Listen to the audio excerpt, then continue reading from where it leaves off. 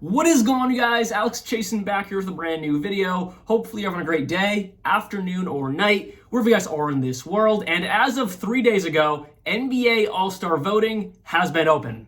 I've done my 3 ballots. I've done my 3 days worth of voting. Every 24 hours on that clock, I'm sending my votes in. And for today, I'm going to be giving you my early All-Star predictions, all 12 guys in the East, and then all 12 guys in the Western Conference. And this was extremely hard, especially in the back end, because there's some guys I couldn't put them as All-Stars, but I really wanted to, and then I was flipping them back and forth. But I have it set as it is. This is my early All-Star predictions, and you have about a month of voting left. So could it flip? Sure.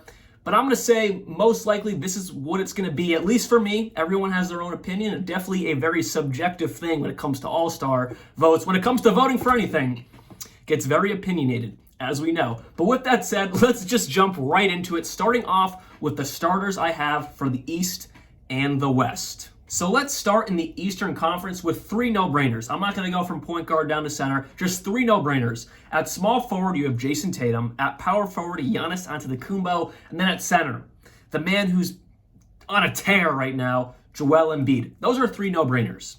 But then we shoot back up to the guards, and that's where it kind of got tricky for me. I mean, it could be Trey Young, it could be Jaylen Brunson, it could be Tyrese Halliburton, Tyrese Maxey, Damian Lillard, Donovan Mitchell. Those 3 guys are all possibilities. And they're all very close. Obviously, there's a few guys like I think Halliburton and Maxey, who I do have as my starters. Those 2 guys, I think, edged those guys out a bit by a solid margin. So yes, I have Tyrese Halliburton, who's going to be that starting point guard at Cambridge Fieldhouse for this All-Star game that's in Indiana this season. I think that's really good for Tyrese. He's been on an absolute tear. He deserves this starting spot in the Eastern Conference. 12 assists, 24 points a game, amazing efficiency, well deserved for Tyrese Halliburton. And then at that too, I was really debating whether to put Tyrese Maxey here or Donovan Mitchell. But I gotta give the edge to Tyrese Maxey because his shooting splits are just a bit better. And yeah, I know he's not the number 1 option, but he's shooting 40% from 3. He's just like 1 less point. Donovan Mitchell's 27 points per game. Tyrese Maxey's 26 points per game. But Tyrese Maxey has more assists and is completely taken a major leap from last year, being the 3rd option behind Harden, now being the 2nd secure option in Philly. Tyrese Maxey deserves this starting spot, but it's close. That was one of the ones where I kept switching their names, but I feel confident and I feel good putting Tyrese Maxey as a starting shooting guard. Now let's jump over to the Western Conference with my starting 5. And this one, a lot like how Tatum, Giannis, and Embiid were just easy to pick. Basically, this entire starting 5 was extremely easy for me to pick. I got Luka Doncic as my point guard. That's so easy. He's basically averaging a 32-point triple-double. Utterly insane. The man's a monster. He looks so unathletic, a lot like Jokic, but he gets those buckets down and he makes the right plays 99% of the time. Transitioning to shooting guard. Now, out of all of these, this is the only one where you could make an argument for someone else. I have SGA as the starting shooting guard, but you could make an argument, and I wouldn't be mad at it if De'Aaron Fox got that over him. SGA is averaging 36 and 6 basically, and then De'Aaron Fox is averaging 34.5 and 6. So they're basically identical on the stat sheet. You can go to their efficiency. Yes, De'Aaron Fox shoots better from 3, but he takes more of those. It's more implemented into his game. SGA is more of a mid-range killer, driving to the rack, getting contact. So they have a little bit of different play styles, also similar play styles at the same time. Again, I wouldn't be mad at it if De'Aaron Fox got the starting role. We're talking about the All-Star game here. It's interchangeable, but I got to give a little bit of the nudge to SGA. Obviously, I love him, but I think he's just a tad better and deserves that starting spot a little bit more. Small forward, give me Kevin Durant. When's the last time he averaged 30 points per game? Not since 2013-14, and he's doing it yet again this season at 35 years old. Obviously, he's been close his entire career back in 2021, 22, 23, averaging just shy of 30 points per game, but he's on another level this season, and he's just been a killer. I mean, he's easily right there with Tatum. Some may say he's better than Tatum. I don't know. I'm going to give the edge to Tatum just because he's younger, got a little bit more youth in him. But Kevin Durant is absolutely killing it, easily the starting small forward in the Western Conference. And then at power forward, and say what you want, but LeBron James is still an absolute monster. And the games lately have continued to prove it. I mean, he put up 30 points, 33 points, and then 23, 25, 25. Cool, those are just points. But then he's putting up 14 assists, 11 rebounds, 10 rebounds, 8 rebounds, 9 assists. All around the stat sheet, he is playing some of the best basketball like he always does. I'm not going to say of his entire career because obviously the athletic ability is slowly declining, but we saw that dunk last night, or every other night. He's an absolute monster. LeBron James ages like a fine wine, a lot like my man Tom Brady, and he continues to beat the odds, averaging 25, 7, and 7. I mean, you could make an argument. Maybe you can put Kawhi there, maybe Anthony Davis, but LeBron's going to get that nod because it's LeBron James, and for me, he's going to get that nod as well from myself. And then at center, obviously, Nikola Jokic.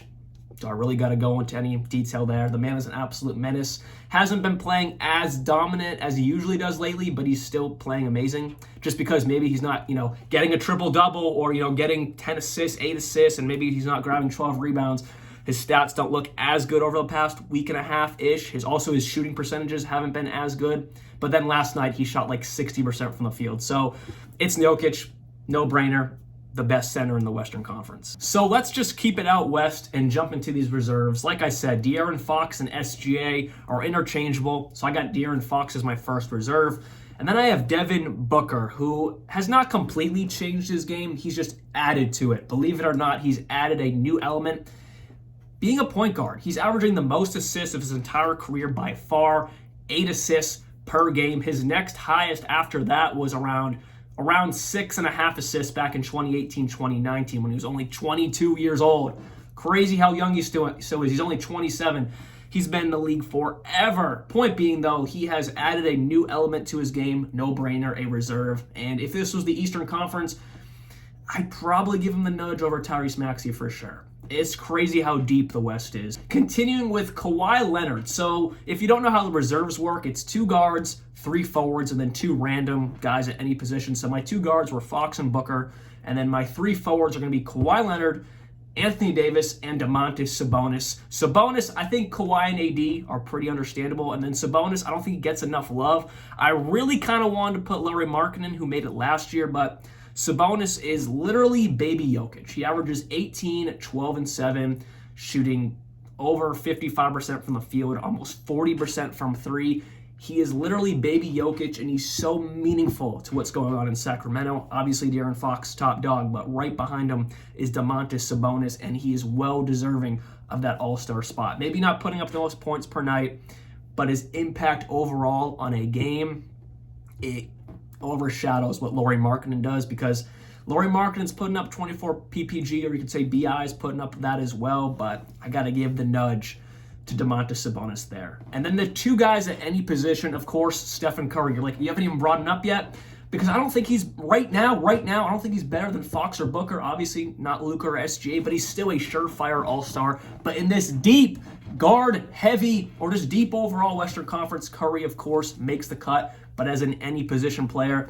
And then Anthony Edwards as well as an any position player. But I have a few guys who are close. I mean, you got PG-13, Paul George, who has had a really good year. I can't put him in there yet, or I can't put him in there right now. Or Karl Anthony Towns. Lauri Markkanen was close. I had him back and forth, but I couldn't do it. And then Desmond Bane, so close to becoming a first-time All-Star, but I mean, I can't put him in there over Anthony Edwards or Stephen Curry for an any position. And then, of course, not above any of the other guards. So that is my entire Western Conference. Let's jump back over to the East and talk about those reserves. Starting it off with Trey Young, who is not getting enough love this season, especially not in the past week and a half. Let me just tell you his past week and a half, because it's not really getting talked about. 35 points, 17 assists. 38 points, 11 assists. 35 points, 10 assists. 31 points, 15 assists, and last night, 30 points, 14 assists. He's not getting enough love. The only detriment of his game is he's a little heavy on the turnovers with 5, 8, 5, 5, and 4. A tad heavy, but 4 or 5 are, it's understandable when you're passing the rock that much. 8 is definitely a lot. That's the only little flaw in his game, but he's killing it. Averaging 28-11, shooting 43% from the field, 38% from 3. A little low on the overall field goal percentage, but man, he is such a star-level player that just doesn't get enough love because his little bit of inefficiencies at times, like he started off the season pretty darn bad, super inefficient, but he's picked it up ever since the first 2 weeks plus into the season, and he's a surefire all-star once again. Jaylen Brunson, low-key kind of snubbed last year. I wasn't too upset that he didn't make it, but this year, if he doesn't make it, it's definitely a snub. He is one of the most efficient players in the game right now. 47% from the field, 45% from three, averaging 25 points, 6 assists, 4 rebounds. A absolute important piece to the Knicks' 16-11 record. I mean, if they didn't have Jaylen Brunson, obviously they have a very solid team, but he just leads that team in every possible direction.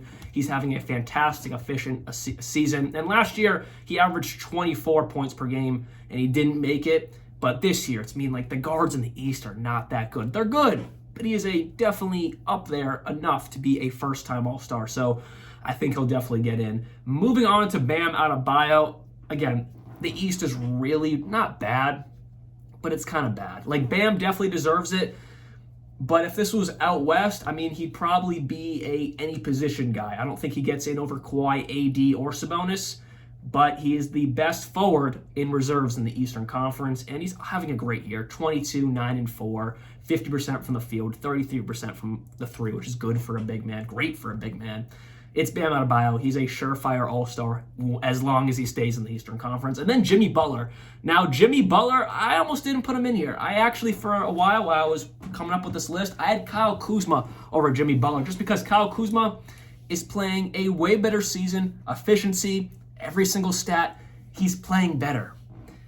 But the Wizards are really bad, and I know it's not based off standings, but it comes into effect. You have guys like Bojan Bogdanovic, has never been an all-star. He's averaging 21 points per game this season. I know he's only played like a week because he came into the season hurt, but we can just talk about last year.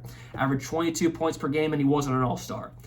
If he can't be an all-star, Kyle Kuzma can't be an all-star because people say they're putting up empty stats. I don't agree with the empty stat notion. If you're putting up points, you're putting up points, and you're doing it efficiently. I respect it, but he won't be an all-star. And Jimmy Butler is on a better team, playing a more important role, and he deserves to be an all-star. And then the next forward, which may be a little bit controversial just because he hasn't been as good as he was last year because his role has kind of been a little bit diminished, Jaylen Brown. And he definitely deserves it. Again, the East is not that good, and he is playing well enough to be an all-star reserve in the Eastern Conference. It's really that simple. If they just made it the best 12 guys on one team, the best 12 guys on another team, maybe Jaylen Brown doesn't make the cut this season, but it's the best 12 guys in the Eastern Conference, the best 12 guys in the Western Conference, and he definitely, for sure, makes the cut in the back end of the reserves. And then the two guys at any position, I have Donovan Mitchell and Damian Lillard. That's so easy. Damian Lillard is having a good year, and he's averaging more points than Jaylen Brunson. He's averaging probably more points than Tyrese Maxey, who's a starter. But it's just his overall efficiency isn't as good as those guys. But it's Damian Lillard, and he's playing well enough to be an all-star for sure, but just not as good efficiency-wise and overall holistically in his game to be that, first reserve, second reserve, or for sure a starter. Definitely not. But of course he's going to be an all-star. And then I have three guys who are right outside, one of them being Mel Bridges. There's an argument to be made that he can be over Jaylen Brown or Jimmy Butler. There's definitely an argument there because the Brooklyn Nets aren't great, but they're not bad. They're kind of in the middle of the pack as of right now. And he's averaging 21 points per night. Obviously a fantastic defender, solid passer, obviously grabs some boards. There's an argument to be made. He can be put over Jaylen Brown this season. He can be put over Jimmy Butler for this season, but I can't do that. And then I already gave the whole talk about why I can't put Kyle Kuzma in there. Then the last guy I have just missing the All-Star game is Derek White. Realistically, do I think he'll be an All-Star? Probably not, but I think he should be, and the coaches vote on the reserves, so maybe they'll view him like they viewed Draymond Green those 4 times he was an All-Star. And those were well-deserved All-Star years for Draymond Green because his impact was second to none for the Warriors, and it was so meaningful for the Warriors' success in those 4 years he was an all-star. And the same thing applies for Derek White. His impact is the second most important impact on the Boston Celtics. arguably the second most important Boston Celtic, Jason Tatum, and then Derek White. Now, raw ability, raw talent, of course, Jaylen Brown, Porzingis, they're more of that star-level player. But all-star impact-wise, I mean, if Draymond Green can do it, I wholeheartedly believe Derek White is right in that conversation. He is shooting 50% from the field, 43% from three, 62% effective field goal percentage. And let's just talk about his recent games. 30 points, 28 points last night, 19 points, 14 points, but he's also getting 8 assists, 7 assists, 1 steal, 4 steals, 1 steal, 3 blocks, 3 blocks, 3 blocks. The past 3 games in a row, he's had 3 blocks every game from a guard. His impact, and I'm not going to keep going on this tangent, but his impact is second to none. And if Draymond Green could be a 4-time All-Star based off impact, and it was the best impact the Warriors could have, Derek White can do the same thing. So hopefully you guys did enjoy this video. That is my entire All-Stars for the Eastern Conference, my entire All-Stars for the Western Conference, plus a few guys who are right on the bubble that I couldn't quite put in there as of right now. I'll be back very, very soon. Like always, peace out.